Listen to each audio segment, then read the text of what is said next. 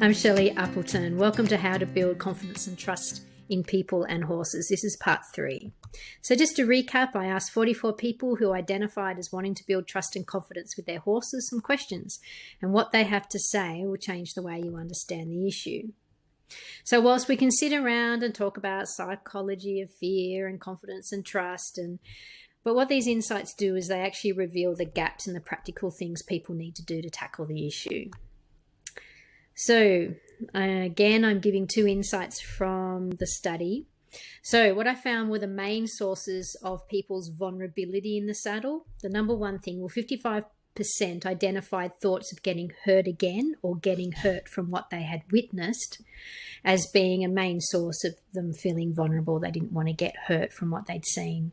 However, there was also feelings of being out of practice, or if they were new, or if they'd been out of the saddle for a while. Also becoming a parent, these were the kind of thoughts in their mind that made them feel vulnerable. And of course, if they were unwell or if they had an injury. So what does this tell us? What does this teach us about helping people build confidence and trust? That people need to learn how to make decisions and take action to reduce the chances of getting hurt, to identify their fear is a heads up that they need to increase their skills or help their horse.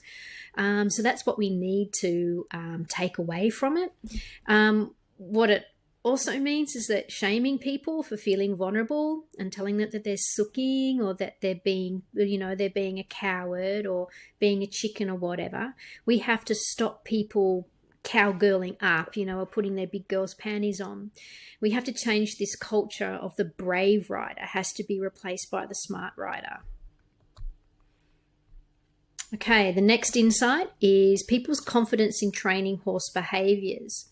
So look at that. So I asked people what they were confident in, and so look at that. 80% said that they were confident working with a horse on the ground, but look at their confidence in teaching horses to do things under saddle. It's really small.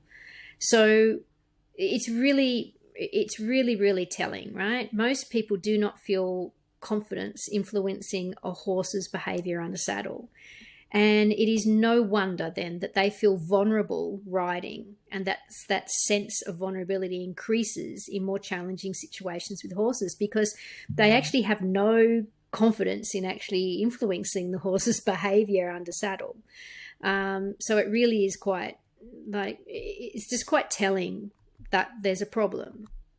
So what does this teach us? That we must teach people to ride, train, and influence a horse, and to how to make good decisions. If you look at the airline industry with airline pilots just don't learn how to fly. They learn to navigate the plane safely through challenges, reducing the chances of challenges, but to also make strategic decisions to reduce risk.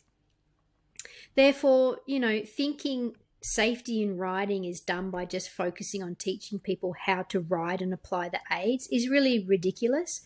It actually leaves them without a safety plan, without a skills to recognize danger or to navigate hazards or emergencies. So the way that we focus on how we teach people to ride has to change, because we just shouldn't be teaching them to ride. We need to teach them to ride, to train, and to influence the horse and make good decisions.